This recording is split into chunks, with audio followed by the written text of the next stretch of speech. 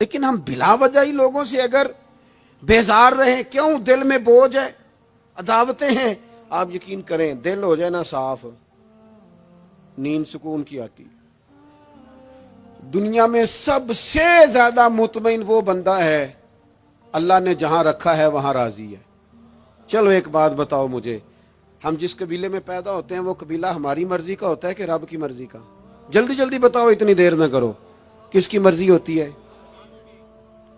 تو پھر جو قبیلہ اللہ نے میرے اور آپ کے لیے پسند کیا ہم کیوں نہیں پسند کرتے؟ جو دادا نانا چچا ماموں اللہ نے میرے لیے پسند کی، یہ رشتے اللہ نے بنایا ہے نا، تو ان سے آوازار ہے، تو ان سے تنگ ہے۔ وجہ جو اللہ نے تیرے لیے پسند کیا اسے پسند کر۔ حضرت ابراہیم ابن ادم رحمت اللہ علیہ ایک دفعہ مریدوں کے بیچ بیٹھے تھے، تو آپ فرمانے لگے دنیا میں جو کچھ ہو رہا ہے میری مرضی سے ہو رہا ہے۔ بعض بندے پریشان بھی ہو جاتے ہیں جلدی کہ اتنا بڑا دعویٰ کر دیا ہے، تو آپ ہنس پڑے، فرمانے لگے اگلی بات بھی سن لو پھر کوئی تبصرہ کرنا۔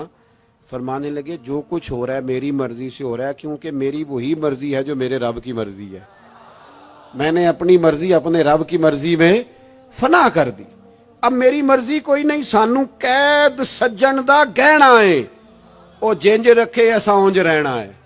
ہم نے چھوڑ دی اپنی مرضی، اپنا ہے ہی کچھ نہیں۔ ہم نے نہ کبھی قطرے پہ غور کیا اور نہ دریا دیکھا، بس جہاں تیری جھلک دیکھی وہیں ڈوب گئے۔ چھوڑ دو یہ اس نے یہ کیوں کر دیا؟ وہ خواجہ نظام الدین صاحب محبوب الہی رحمت اللہ علیہ کے ایک مرید نے ایک دفعہ آ کے کہا حضور بڑی ہو گئی درگزر فقیری درویشی بڑی ہو گئی، اب جو میرے رستے میں کانٹے بچھائے گا میں بھی اس کے رستے میں بچھاؤں گا۔ وہ بڑے غصے سے بول رہا تھا، فقیر فقیر ہوتے ہیں۔ خواجہ صاحب ہنس پڑے، فرمانے لگے پتر تو زیادہ ہی ناراض ہو گیا ہے۔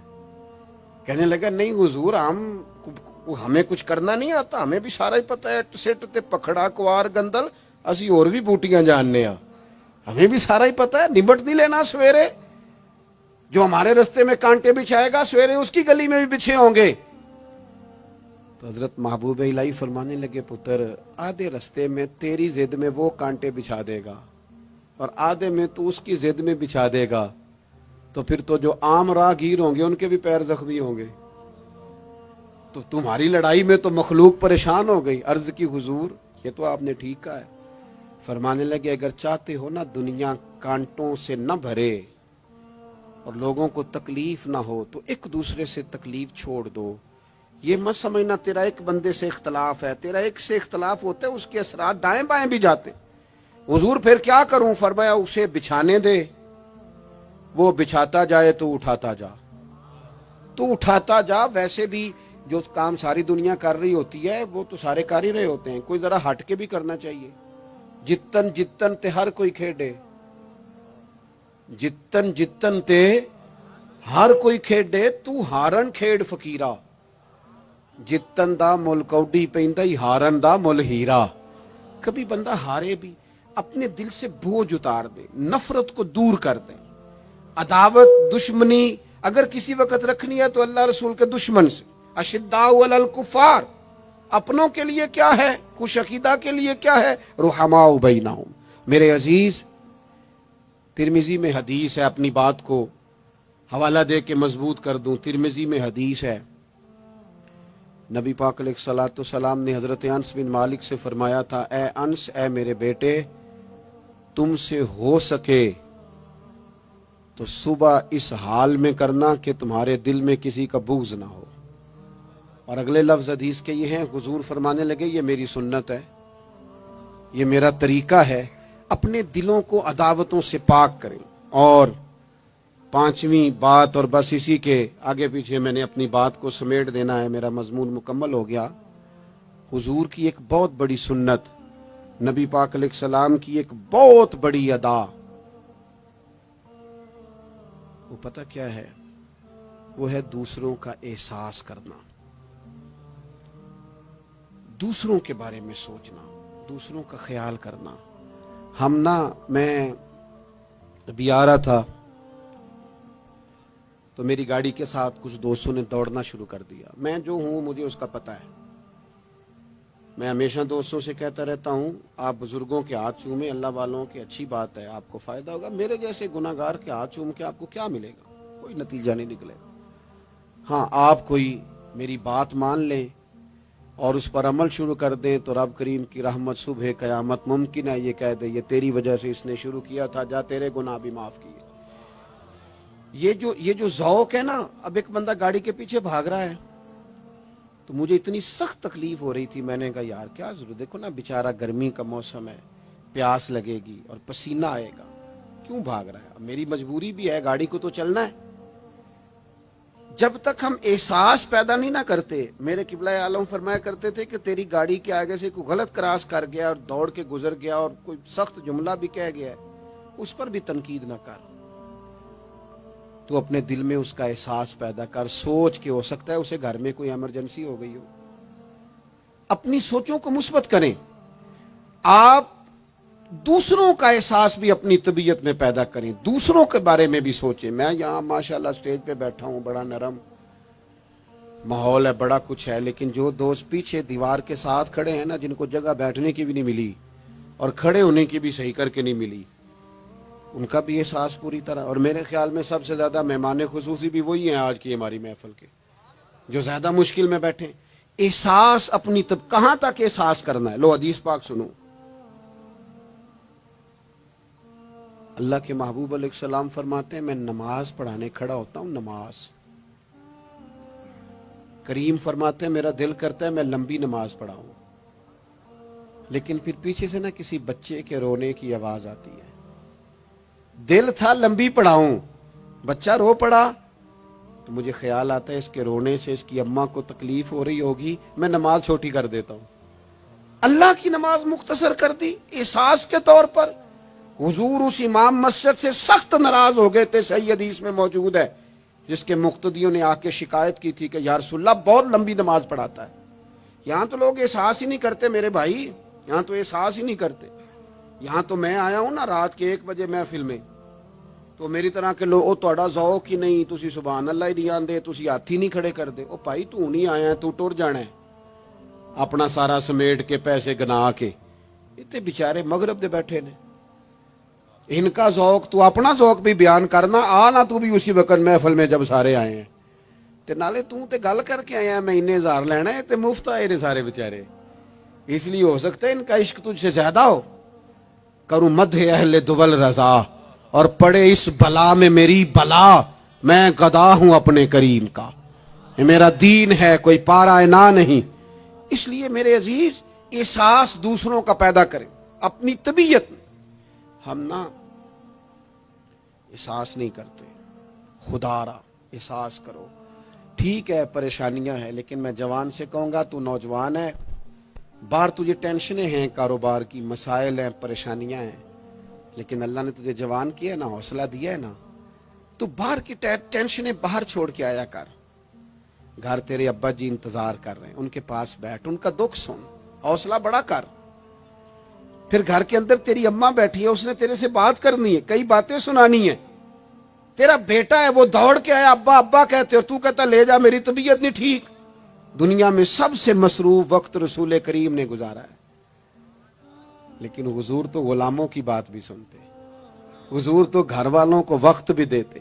سیدہ عائشہ صدیقہ فرماتی ہیں جب تک گھر میں رہتے گھر کا کوئی کام ہی کرتے رہتے. اور حضور تو نواسوں کو ٹائم دیتے، نماز کے وقت بھی ساتھ لے جاتے. کیوں ہم اپنے آپ سے دوسروں کا احساس نکال بیٹھیں، دوسروں کے بارے میں تھوڑا احساس. آپ تھوڑے دن پہلے نا، کچھ عرصہ پہلے کچھ لوگ آگے میرے پاس کہنے لگے کہ کوئی طالب علم کوئی عالم مل جائے مدرسے میں سے آپ کے، اور ہم نے نا وہاں اپنے ہاں امامت کے لیے اور جمعہ کے لیے اس کو لے جانا ہے. میں نے کسی طالب علم سے کہا چلے جاؤ. وہ کہنے لگے تنخواہ کتنی دینی ہے؟ میں نے کہا کوئی زیادہ نہیں، جتنا آپ کے گھر کا خرچہ ہے اتنا اس کو بھی دے دیں. وہ پریشان ہو گیا، جی میں تسی نہیں سارے ہو گئے تو اتنے پیسے دے دیں جتنا ہمارا خرچہ ہے. ہم تو صاحب ہوتے ہیں، اس کو کیسے دے دیں یہ والا خرچہ؟ تو کہنے لگے نہیں جی وہ تو ٹھیک ہے، تسی کوئی 10 چھڑو. اور میں نے کہا میں آپ کو وہ بتا رہا ہوں جو حضرت صدیق اکبر نے بتایا ہے. آپ کی تنخواہ کتنی لگائیں؟ کہا درمیانے مہاجر کا جتنا خرچہ ہے نا اتنا میرا بھی لگا دو. حضور گزارا نہ ہوا، فرمایا میں لوگوں کی تنخواہیں بڑھا دوں گا، جہاں سب کا گزارا ہوگا ابو بکر کا بھی ہو جائے گا. یہ کیا بات ہوئی کہ تو تیرا گزارا نہیں ہوتا تو مزدور کا کیسے ہوتا ہے؟ غریب آدمی کا احساس جب تک تجھے دوسروں کا پیدا نہیں ہوتا تو حضور کے اسوہ حسنہ تک نہیں پہنچ سکتا. تو نے نبی پاک کا طریقہ نہیں اپنایا. یہ پتہ ہے حضور جو غاروں میں روتے تھے اور سارا دن تبلیغ کرتے تھے اور طائف تشریف لے جاتے تھے اور عکاظ کی منڈیوں میں جاتے تھے، یہ احساس تھا، یہ درد تھا جو میرے محبوب کو لے جاتا تھا. احساس تھا. حضور چاہتے تھے رب کا کوئی بندہ دوزخ میں نہ جائے. اللہ کے محبوب رات کو روتے، دن کو تبلیغ کرتے، گلی گلی جاتے، لوگوں کو سمجھاتے. کوئی ایک بار دین کی بات پوچھتا، 10 بار بھی اس سے پوچھتا تو بتاتے. کیوں؟ احساس ہے. بات ختم کرنے لگا ہوں.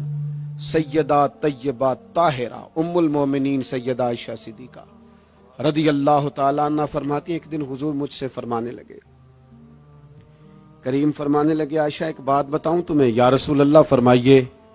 تو کریم فرمانے لگے عائشہ جب تم مجھ سے راضی ہوتی ہو پھر بھی مجھے پتہ چل جاتا ہے، اور جب تمہارے دل میں کوئی بات ہوتی ہے پتہ مجھے پھر بھی چل جاتا ہے. کہتے میں نے جلدی سے عرض کی حضور میں اور آپ سے ناراض. تو فرمایا بتاؤں پھر؟ حضور بتائیے. فرمایا عائشہ کبھی کبھی قسم اٹھاتی ہو؟ یا رسول اللہ اٹھاتی ہوں. فرمایا جب ہوتی ہو نا مجھ سے راضی تو کہتی ہو مجھے محمد مصطفیٰ کے رب کی قسم، اور جب تمہارے دل میں کوئی بات ہوتی ہے تو پھر کہتی ہو حضرت ابراہیم خلیل کے رب کی قسم. پھر حضرت جناب عائشہ صدیقہ کہتی ہیں میں تمہیں بتا نہیں سکتی لوگوں میرے دل کا عالم کیا تھا یہ بات سن کے. یا رسول اللہ آپ لفظوں سے احساس کا پتہ کر لیتے ہیں کوئی سوچ کیا رہا ہے. یہاں تو گھر والے پورا احتجاج کریں. احتجاج. میں ایک دفعہ کہیں کھانے کے لیے گیا تھا تو میں نے کہہ دیا کھانا بڑا اچھا پکا ہے.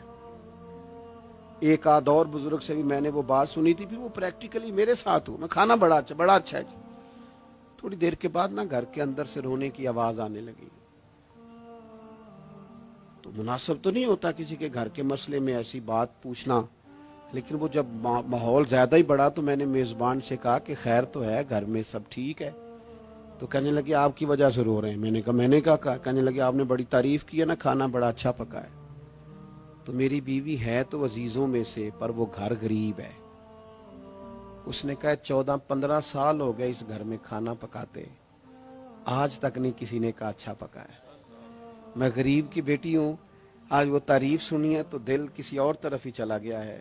اتنا بھی احساس نہیں جو صبح سے گرمی میں کھڑے. آپ کو پتا ہے نبی پاک نے کبھی کھانے میں نقص نہیں نکالا تھا. سیدہ عائشہ کہتی ہیں پسند ہوتا تو کھا لیتے ورنہ چھوڑ دیتے. کبھی عیب تو ہنڈیا پھینک دیتا. آنا گرمی میں تو بھی کھڑا ہونا، جہاں اماں کھڑی ہے، بیوی کھڑی ہے، بہنیں کھڑی ہیں، کھڑا ہونا 10 منٹ. تو بھی احساس ہی نہیں، صرف اپنا ہی پتا ہے. سیدہ عائشہ صدیقہ یہ حضور کا اسوہ حسنہ ہے. یہ طریقے اپناؤ زندگی میں. 4 5 8 چیزوں کو فقط سنت نہ سمجھو. یہ وسعت ہے حضور کے اسوہ نور میں. سیدہ عائشہ کہنے لگی، کریم فرمانے لگے تم قسم اٹھاتے حضرت ابراہیم کا نام لیتی ہو تو میں سمجھ جاتا ہوں. جناب عائشہ کہتی ہیں بس دل مچل گیا، کیفیت اور کی اور ہو گئی. میں نے کہا حضور پھر مجھے قسم ہو محمد عربی کے رب کی، میرے لبوں سے آپ کا نام ہی جاتا ہے، میرے دل میں آپ ہر وقت موجود رہتے ہیں. میرے عزیز کچھ باتیں آپ سے میں نے عرض کی. میں اپنی گفتگو کو بھی دیکھتا ہے جو بڑے مالدار ہوتے ہیں، اور ایسے لوگوں کو بھی دیکھتا ہے جو بیچارے ایک وقت کھاتے ہیں اور دوسرے وقت کے لیے پریشان رہتے ہیں. اپنی زندگی میں وہ صحت مند، توانا، خوبرو لوگوں کو بھی دیکھتا ہے اور بیمار اور کمزور، ضعیف اور ناتواں لوگوں کو بھی دیکھتا ہے. اس کے ارد گرد ایسے لوگ بھی ہوتے ہیں جو بڑی خوش و خرم زندگی گزار رہے ہوتے ہیں، اور ایسے لوگ بھی ہوتے ہیں جو کسی وجہ سے پریشان، تکلیف میں گھٹے گھٹے سے ہوتے ہیں. انسان اپنے ماحول سے بھی سیکھتا ہے، معاشرے سے بھی سیکھتا ہے، اور پھر جب وہ لوگوں کے قریب جاتا ہے اور اپنے گھر سے اٹھ کر وہ لوگوں سے ملاقات کرتا ہے تو مختلف قسم کے مشورے، مختلف قسم کی آراء اور مختلف قسم کے مشیر اسے ملنا شروع ہو جاتے ہیں. ان ساری چیزوں کے ماحول میں انسان کی سوچیں پنپتی ہیں، اور اسے بالیدگی کا موقع ملتا ہے، وہ باشعور ہونے لگتا ہے، پھر وہ کسی ایک جگہ ٹھہر جاتا ہے۔ بعض اوقات کسی مالدار کی طرف دیکھ کر پوری طرح رک جاتا ہے اور سوچتا ہے کہ نہیں، میں پیسہ ہی کماؤں گا تو پھر ہی ٹھیک ہے۔ بعض اوقات کسی مشہور آدمی کو خوش قسمت سمجھ لیتا ہے اور پھر وہ کوشش کرتا ہے کہ جتنے بھی جتن کیے جائیں کسی بھی طریقے سے شہرت حاصل کی جائے۔ وہ اس طرح کر کے ہماری ملت کے جوان بھی، ہمارے لوگ بھی، پھر میں نے ایسے لوگوں کو بھی دیکھا ہے جو اگرچہ بہت بڑے کسی ادارے سے پڑھے ہوئے تھے اور مالدار تھے اور وزادار تھے، اور انہوں نے یہ دیکھا کہ پاکستان میں آ کر، یہاں پہنچ کر مجھے خدمت کا کام کرنا چاہیے، آئے، اچھی نیتوں کے ساتھ آئے ہوں گے، کوئی ان کے پیچھے نیک مقاصد ہی ہوں گے، لیکن جب انہوں نے پاکستانی سیاست کا ماحول دیکھا نا، تو پھر نہ ڈگریاں نہ تعلیم کچھ بھی نہیں، وہ جس طرح کا ماحول تھا اسی طرح کے بن گئے، روایتی ہو گئے۔ کسی نہ کسی کے پیچھے یوں ہی لوگ لگ جاتے ہیں اور طرز زندگی اختیار کرتے ہیں۔ ہمیں لگنا ہوتا ہے کسی نہ کسی کے پیچھے، ہم پیروی کرتے ہیں لوگوں کی، لوگوں کو دیکھتے ہیں، اس حساب سے ہم اپنے آپ کو مرتب کرتے ہیں۔ پھر میرے بھائیوں، ایک مسئلہ اور بھی ہوتا ہے، انسانوں میں صرف خوبیاں نہیں ہوتی، عام انسانوں میں بشری کمزوریاں بھی ہوتی ہیں۔ ہم بعض اوقات کسی کے پیچھے چلتے ہیں تو تعریفوں کے پل باندھتے ہیں، محبتوں اور عقیدتوں کا لمبا چوڑا اظہار کرتے ہیں، پھر تھوڑا سا ٹائم گزرتا ہے اور تھوڑا سا قرب ملتا ہے تو پھر ہمیں اس بندے میں خامیاں نظر آنی شروع ہو جاتی ہیں۔ کورے ورک کتاب نہیں ہوندے، پتھر دل گلاب نہیں ہوندے، سجنا پہلو ہی سوچ کے لائیں پھر یاراں نال حساب نہیں ہوندے۔ سوچتے نہیں، سمجھتے نہیں، غور نہیں کرتے، جذباتی فیصلے کرتے ہیں، ماحول جذباتی ہے۔ یا آپ دیکھیں نا، میں کسی جگہ پہ پہنچتا ہوں تو رکنا، بیٹھنا، چلنا پھرنا دوست مشکل کر دیتے ہیں، 1 منٹ کے لیے کہیں کیمرہ بند نہیں ہوتا۔ آپ بڑے تھکے ہوئے بھی ہوں تو آپ صحیح کر کے کہیں بیٹھ نہیں سکتے، چونکہ آپ کے چاروں جانب تو کیمرہ چل رہا ہے، کیسے بیٹھیں؟ نبی کی زندگی بہترین نمونہ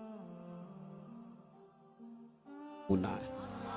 ایک کامل اسوہ حسنہ تمہیں دیتے ہیں، کامل، مکمل۔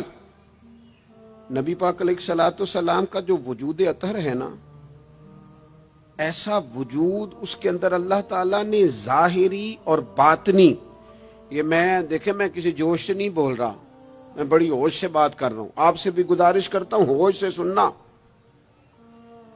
یہ بات میں درجنوں اور بیسیوں کتب کا نچوڑ آپ کے سامنے رکھ رہا ہوں۔ اللہ تعالیٰ نے نبی پاک علیہ الصلوۃ والسلام کے اندر ظاہری باطنی ساری خوبیاں بھر کے اپنے محبوب کو دنیا میں مبعوث فرمایا ہے، نہیں کھلا دیے، وہ جس راہ چل دیے ہیں کوچے بسا دیے۔ بعض لوگ ناراض نہ ہونا مجھ سے، بعض لوگ ہنستے ہیں، سونا نہیں ہنستے، ہنستے ہیں پر سونا۔ سیدہ طیبہ طاہرہ حضرت عائشہ صدیقہ فرماتی ہیں حضور مسکراتے تھے لیکن اس مسکرانے میں بھی عجیب وزاداری تھی، ہنستے تھے کھل کھلا کے نہیں ہنستے تھے، اس میں کہا نہیں لگتا تھا، آوازیں نہیں پیدا ہوتی تھی، یعنی سونا ہنس بھی جاتے تھے لیکن اس کے اندر بھی عجیب لطافت تھی۔ وہ کیسا ہنسنا تھا؟ صحابہ فرماتے ہیں حضور ہنستے، مقدس دانتوں میں سوراخ تھا، زیر لب مسکراتے، اور وہ جو حضور کے مقدس دانتوں میں مقدس سوراخ تھا نا، جب حضور ہنستے اس سے نور نکلتا اور مسجد نبی کی دیواریں بھی روشن ہو جاتی۔ یعنی ایسا نہیں ہنسنا جس طرح کوئی میری طرح کا آدمی ہنستا ہے تو لوٹ پوٹ ہو جاتا ہے اور اس ہنسنے کے اندر کئی دفعہ وزاداری قائم نہیں رہتی، کئی دفعہ اس کے اندر وہ وقار قائم نہیں رہتا۔ حضور ہنستے تو تبسم کرتے، یعنی ہنس بھی رہے ہیں تو ہنسنا بھی بڑا ہی باکمال ہے۔ اور میرے اعلیٰ حضرت تو کہتے ہیں بس وہ ہنس پڑتے تھے پھر جو عمر بھر کے رو رہے ہوتے تھے نا وہ حضور کا ہنسنا دیکھ کے ہنس پڑتے تھے. گویا نا جہاں جہاں خزاں ہوتی تھی بہار آ جاتی تھی, جہاں جہاں دکھ ہوتے تھے سکھ آ جاتے تھے, جہاں جہاں بھی کوئی کمزوری ہوتی تھی خدا کہتے ہیں جس کی تسکین سے روتے ہوئے ہنس پڑے اس تبسم کی عادت پہ لاکھوں سلام. ایک تو ان کا ہنسنا بڑا با کمال تھا اور پھر یہ تھا کہ ان کا رونا بھی بڑا با کمال تھا, بڑا با کمال. یعنی وہ کبھی رو پڑے اور کبھی کریم کی آنکھوں میں آنسو آ جائیں اور کبھی ان کے چہرے پر افسردگی آ جائے تو یوں لگتا تھا کہ پھولوں نے کھلنا چھوڑ دیا ہے, کلیاں اپنی جگہ سے ہٹ گئی ہیں. سمندر نے کہا نہیں اب شور نہیں کرنا. یوں لگتا تھا کہ تتلیاں اپنی جگہوں پہ بیٹھ گئیں. جب وہ کبھی روتے تھے تو یوں محسوس ہوتا تھا کہ جیسے چاند کہتا ہے کہ نہیں اب میں نے نہیں کھل کے چمکنا, محبوب تو رو پڑے.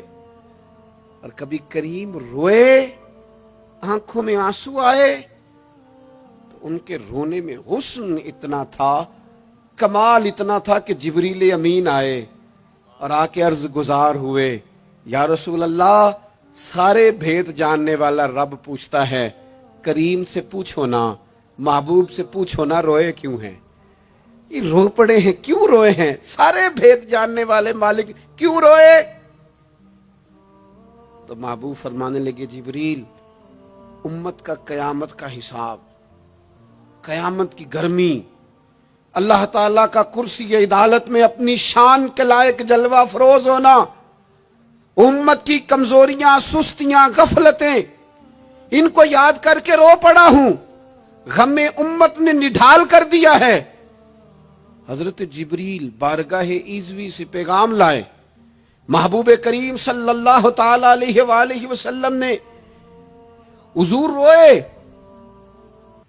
تو جب جبریل امین یہ پیغام لے کے لوٹتے ہیں تو رب کریم نے کیا فرمایا؟ آپ کی توجہ ہے میری بات پر؟ مالک کریم نے کیا فرمایا؟ وہ آیت نازل ہوئی جس کے بارے میں امام زین العابدین رضی اللہ تعالیٰ عنہ فرماتے ہیں قرآن میں سب سے امید والی آیت یہ ہے.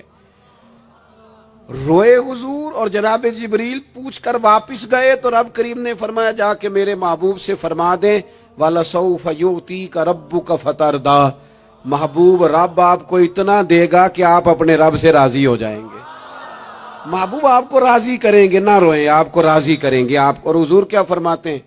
فرمایا جب تک میرا ایک امتی بھی دوزخ میں کوئی نہیں راضی ہوتا. اللہ کیا جہنم اب بھی نہ سرد ہوگا؟ رو رو کے مصطفیٰ نے دریا بہا دیے.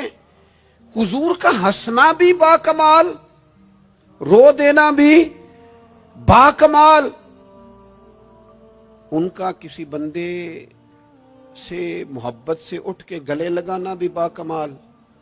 اور کبھی حضور جلال کریں تو محبوب فرمانے لگے میں نے دعا مانگی ہے, اے اللہ اگر میں کسی کو جھڑک دوں تو اتنا ثواب دینا جتنا تو فرض نماز کا ثواب دیتا ہے.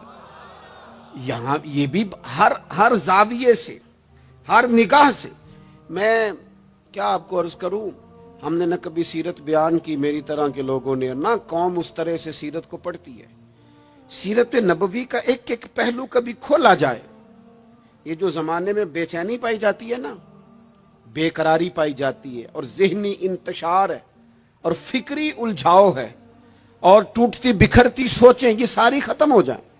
ایسا ٹھہراؤ نصیب ہو, جینے کا بھی مزہ آئے اور مرنے کا بھی مزہ آئے.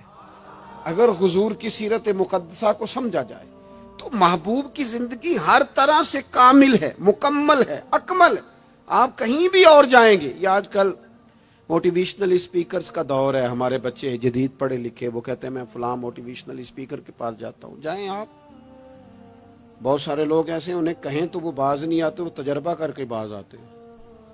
اور بالخصوص نئی نسل جو ہوتی ہے وہ بزرگوں کے تجربوں سے فائدہ نہیں اٹھاتی, وہ اپنے الگ سے تجربے کرنا چاہتی. اس کا بھی بڑا خطرناک نتیجہ برآمد ہوتا ہے. تو کوئی بندہ بھی جو آپ کو موٹیویٹ کرتا ہے نا کتاب و سنت کے بغیر, کوئی بھی آپ کو موٹیویٹ کر رہا ہے، وہ کیا کچھ کہہ رہا ہے، کیا کر رہا ہے، وہ کبھی بھی آپ کو تعلیم صحیح نہیں دے سکتا۔ کیوں؟ اس لیے کہ جو تعلیم وحی الہی کے بغیر ہوتی ہے وہ ناقص ہوتی ہے۔ انبیاء کی تعلیم وحی الہی کے ساتھ، لہذا اگر کوئی آدمی آپ کو موٹیویٹ کرتا ہے کتاب و سنت کے ساتھ، وہ آپ کو درست سمت لے کے جائے گا، ورنہ تو ہر آدمی آپ کو الجھا دے گا۔ میرے بھائی، نبی پاک کا اسوہ حسنہ، ہمارے ہاں لوگوں نے سنت شریعت سمجھ کس کو لیا ہے؟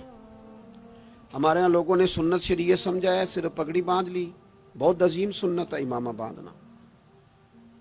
بعض لوگوں کا خیال ہے صرف داڑھی رکھنا، داڑھی بہت عظیم سنت، بہت عظیم سنت، انبیاء کرام کی پسند ہے۔ اور آپ کو پتہ ہے اللہ تعالیٰ نے عورتوں کو داڑھی دی ہی نہیں، یہ مرد کا زیور ہے۔ ہاں یہ مردانہ کام ہے، داڑھی مرد کا زیور ہے۔ اور پھر یہ آپ کے جسم کا حصہ ہے، داڑھی کا وزن کوئی نہیں ہوتا۔ پوچھ لیں جنہوں نے بڑی رکھی ہے، بے شک ان سے بھی پوچھ لیں، یہ وجود کا حصہ ہے، اس کا کوئی وزن، کوئی پریشانی۔ اور ایک اور بات نوجوانوں آپ سے کہہ دوں چلتے چلتے، بغیر داڑھی کے آپ سونے لگ رہے ہوں تو لوگ کہیں گے پیارے لگ رہے ہو، اچھے لگ رہے ہو، خوبصورت لگ رہے ہو۔ اور داڑھی کے ساتھ اگر کسی کو پیارے لگو نا تو جو تعریف کرے گا وہ تو تعریف ہی بڑی روحانی قسم کی ہے، وجدانی۔ یعنی آپ داڑھی کے ساتھ اچھے لگیں تو لوگ کہتے ہیں کتنا نورانی چہرہ ہے۔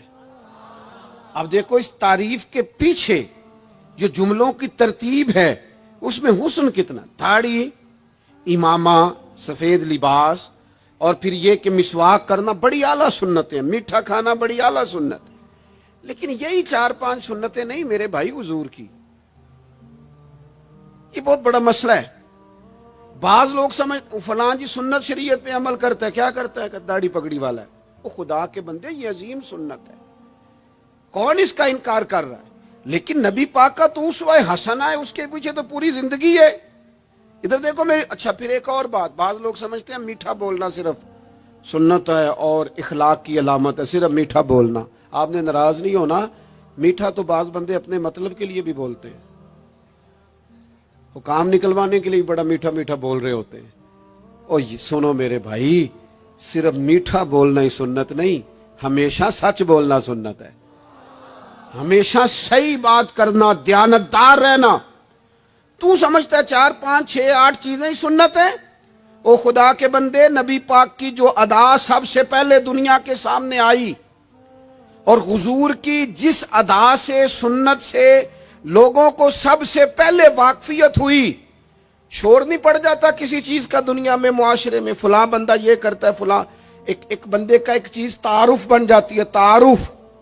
کوئی چیز لوگوں کے وجود کے ساتھ، نام کے ساتھ سابقہ لاحقہ بن جاتی ہے۔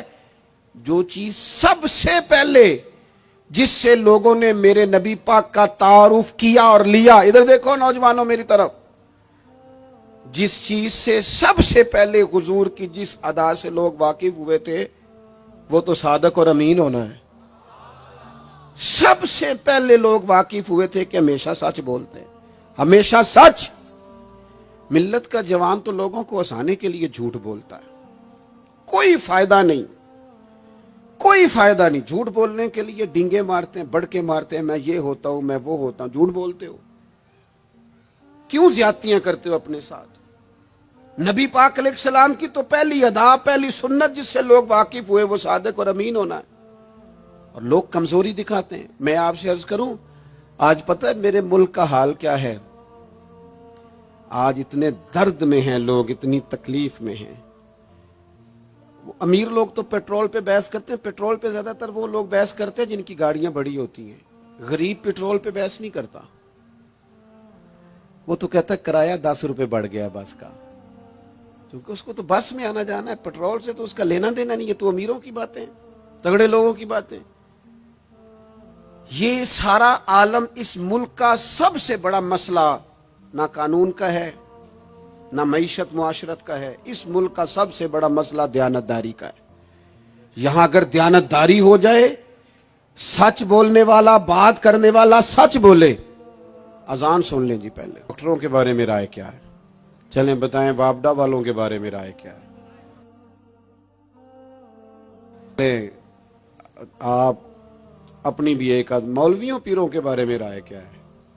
بس یہی حال کیا گیا، الا ماشاءاللہ بد اعتماد کر دیا گیا۔ ایسا نہیں ہے کہ صرف کسی ایک گروہ ایک طبقے کے بارے میں بددیانتی کو فروغ دیا گیا، جھوٹ کو۔ آج بھی کسی بھی شخص کو آپ لے لیں، اس کے بارے میں سچائی سے زیادہ جھوٹی خبریں زیادہ پھیلائی جاتی ہیں، افواہوں کا دور۔ اپنی زندگی میں جوانوں سچ بولو، دیانتداری کا مظاہرہ کرو۔ اس ملت کا جوان کیسے ترقی کرے گا جس کی ماں کہتی ہے کہ پتر تو سچ ہی نہیں بولتا، تو جاتا کہیں ہے بتاتا کہیں ہے، تو بات ہی ٹھیک نہیں کرتا، کیسے بات سنو۔ نبی پاک صلی اللہ تعالی علیہ وسلم نے جب مختلف جگہوں پہ تبلیغ دین کے پیغامات بھیجے تو ہرقل بادشاہ کو بھی حضور نے پیغام دیا۔ وہ بڑا سیانہ آدمی تھا، سمجھدار تھا، معاملہ فہم تھا۔ اس نے کہا میں کوئی جذباتی فیصلہ نہیں کرتا، کچھ چیزوں کے حضور کے بارے میں کچھ چیزوں کے سوالات میرے ذہن میں ہیں۔ اس نے کہا یار یہاں کوئی آیا ہوا ہو نا، مکے کا سردار، لوگ تجارت کے لیے آتے ہیں، کوئی سمجھدار سیانہ سردار وزادار آدمی تو لے کے آؤ۔ ابو سفیان ابھی مسلمان نہیں ہوئے تھے، وہاں گئے ہوئے تھے، اور آپ کو پتہ ہے کہ وہ ہر جنگ میں آگے تھے کلمہ پڑھنے سے پہلے۔ ان کو بلا کے لوگوں کو پتہ چلا یہ آئے ہوئے ہیں، تو لے جا کے بادشاہ کے سامنے کھڑا کر دیا۔ ابو سفیان کہتے ہیں جب اس نے سوال جواب شروع کیے تو ظاہر ہے میں مخالف گروہ میں تھا۔ جب کوئی مخالف گروہ میں ہوتا ہے اس نے تعریف تو نہیں نہ کرنی ہوتی، وہ صرف ہمارے ملک میں رواج ہے کہ لوگ جو پارٹی چھوڑ کے آ رہے ہوتے ہیں اس کی بھی تعریفیں کر رہے ہوتے ہیں، اور جدھر جا رہے ہوتے ہیں پھر اس کی بھی۔ اللہ جانے کیسے اپنے دل کو سمجھاتے ہیں، ضمیر کو مطمئن کرتے ہیں، اللہ ماشاءاللہ۔ ابو سفیان کہتے ہیں میں چونکہ دوسرے گروہ میں تھا تو بادشاہ نے جو بات بھی پوچھی میں نے رائے مخالف دی۔ جو بھی پوچھا کہ وہ محبوب علیہ السلام جو دعوی نبوت کرتے ہیں، ان کا کلمہ پڑھنے والے امیر ہیں، غریب ہیں، بات کیا ہے، جنگیں ہوئی ہیں تو نتیجہ، ایک طویل گفتگو ہے۔ ابو سفیان کہتے ہیں آخر میں بادشاہ نے ایک سوال پوچھا، یہ جوان زیادہ غور کریں گے، سوال پوچھا۔ ابو سفیان کہتے ہیں مجھ سے کہنے لگا وہ جس کریم محبوب علیہ السلام نے دعوی نبوت کیا ہے، کیا کبھی انہوں نے جھوٹ بھی بولا ہے؟ ابو سفیان کہتے ہیں میں چپ کر گیا۔ ایک منٹ کے لیے میرے دل میں خیال آیا معاذ اللہ کہہ دوں بولا ہے، پھر میں نے سوچا یہ تو عرب کی وزاداری کے خلاف ہے کہ میں جھوٹ بولوں۔ اور پھر ابو سفیان کہتے ہیں میرے دل کے کونے سے آواز آئی میں کوئی اور بات کروں گا تو شاید کوئی تھوڑی دیر کے لیے سوچے، اور اللہ کے رسول نے جھوٹ بولا یہ تو مانے گا ہی کوئی نہیں، یہ تو مخالف نہیں مانیں گے، کافر مشرک نہیں مانیں گے۔ بادشاہ کہنے لگا سوچتے کیا ہو، بتاؤ کیا کبھی انہوں نے جھوٹ بولا ہے؟ تو ابو سفیان کہتے میرے ہاتھ میں چھڑی تھی، میں نے اٹھا کے دوبارہ زمین پہ رکھی۔ میں نے کہا بادشاہ وہ رشتے میں میرے بھتیجے لگتے ہیں، میری ان سے مخالفت ہے، میں ان کے مقابل فوجیں تک لے کے آتا ہوں، وہ ہمارے بتوں کو برا کہتے ہیں، رائے کا اختلاف اپنی جگہ پر، لیکن وہ میرے سامنے پیدا ہوئے میرے بھتیجے ہیں، میں نے انہیں ماں کی گود میں بھی دیکھا ہے، دادا کے کندھوں پہ بھی دیکھا ہے، سیدہ خدیجہ کا دولہا بنے بھی دیکھا ہے، میں نے ان کی گود میں ان کی بیٹیوں کو کھیلتے بھی دیکھا ہے۔ اختلاف اور مخالفت اپنی جگہ پر وہ کریم میرے سامنے پیدا ہوئے اور ان کے مقدس بال میری آنکھوں کے سامنے سفید ہوئے، ان کی زبان سے جو بھی نکلتا ہے حق اور سچ ہی نکلتا ہے۔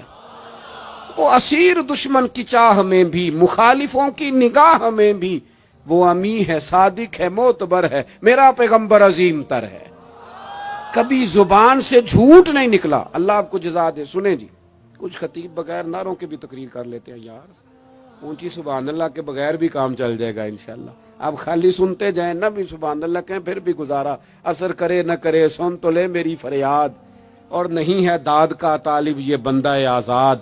میرے عزیز نبی پاک علیہ الصلوۃ والسلام نے سچ بولا۔ ابو سفیان کہتے ہیں ان کی زبان سے سوائے حق سچ کے کبھی کچھ نکلا؟ کریں نا تھوڑی پابندی ہم بھی سچ کی، کریں نا۔ اچھا ہم بولتے ہیں سچ، بہت سارے لوگ سچ بولتے ہیں، लेकिन वो दूसरों के बारे में बोलते हैं, अपने बारे में नहीं बोलते। उसने इतना झूठ बोला, उसने इतनी करप्शन की, फलाने ने ये करे, दूसरों के बारे में बोल रहा है।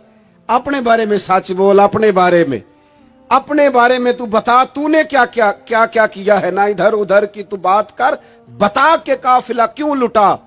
मुझे राहजनों से गरज नहीं, तेरी राहबरी का सवाल है, तू कहां था, अपनी बात बता। अबू सुफियान कहते हैं जब मैंने बादशाह को ये बात बताई ना, उसने चादर कंधे पे रखी और वो जाने लगा। तो मैंने कहा यार तूने इतनी बातें पूछी, मैंने इतने जवाब दिए, कोई नतीजा, बात का कोई रिजल्ट भी निकलता है ना, कोई एंड भी होता है, कोई नतीजा बता।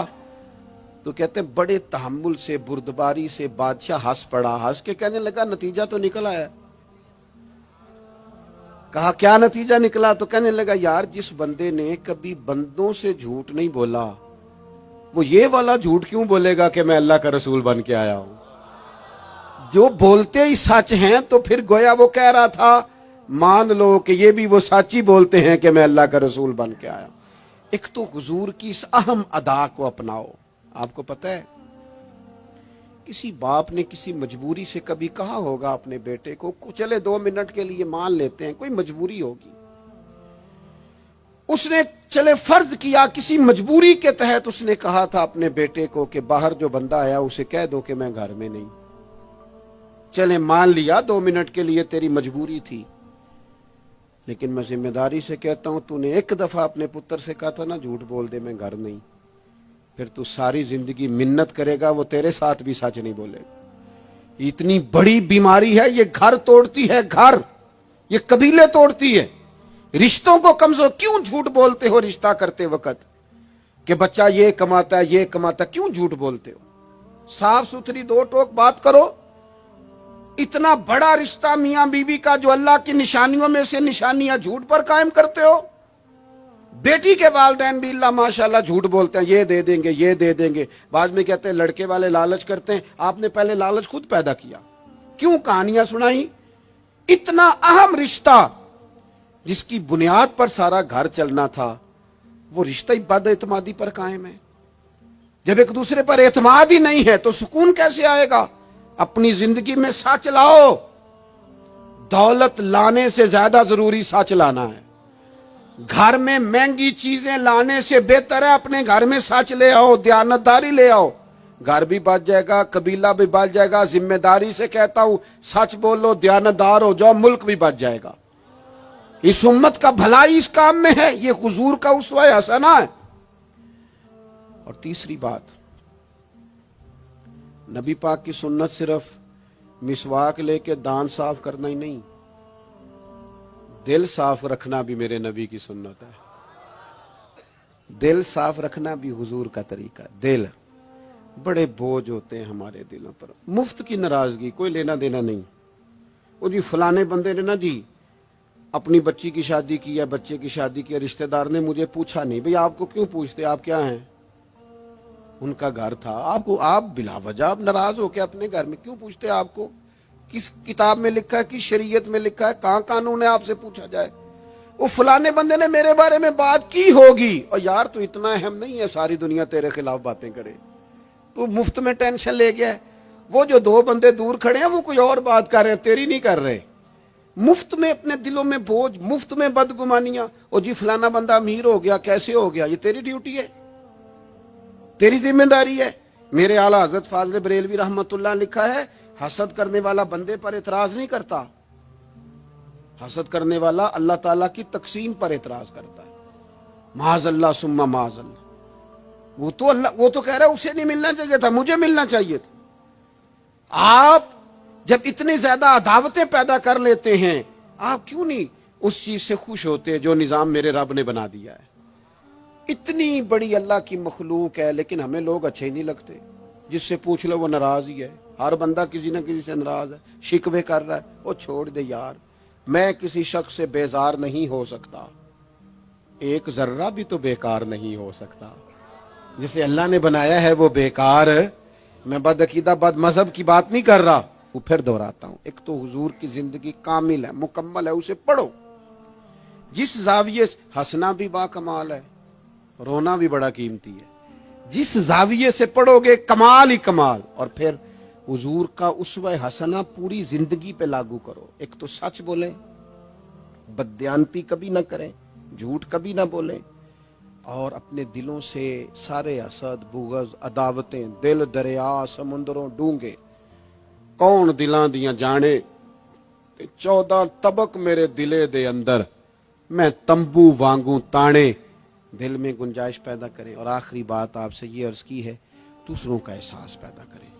दूसरों के लिए हम उस दीन के मानने वाले हैं, इसमें से आबा जख्मी हालत में मैदान में जख्मों से चूर भी पड़े हो ना, तो फिर भी कहते हैं पानी मेरे भाई को पिला दो। पानी उस दीन के मानने वाले, हमें ना खुद गर्ज किया गया, अपनी अपनी पे लगा दिया गया है। बांटना शुरू करोगे ना, बांटना, उसमें सफाई भी है, बरकत भी है। और जो बांटते हैं उनके खजाने खाली नहीं होते, उन्हें अल्लाह ताला भी फरमाता है। फिर एक दफ़ा दुआ करता हूँ, अल्लाह ताला अहबाब की कोशिश को अपनी बारगाह में कबूल फरमाए। हज़रत किबला पीर साहिब दामद बरकातुहुल आलिया आस्तान आलिया सालकाबाद शरीफ से आप तशरीफ़ लाए, आपने सदारत भी फरमाई और हम सब के लिए दुआ भी फरमाएंगे। अल्लाह तबारक व तआला इस बज़्म नूर को कबूलियत का दर्जा अता फरमाए। वमा अलैना इल्लल बलाग।